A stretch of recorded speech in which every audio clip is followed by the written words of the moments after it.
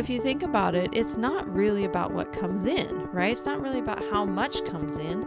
It's about what you do with it, because there are so many high income earners who are broke, right? There are doctors who make $300,000 a year and are broke because they don't put in these blocks, these building blocks of wealth creation.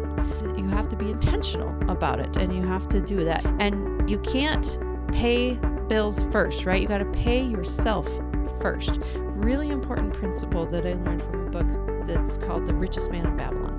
You have to pay yourself first. Otherwise, you're never going to get ahead. You're never going to get ahead. There will always be something else that comes up. And so that's a really important wealth building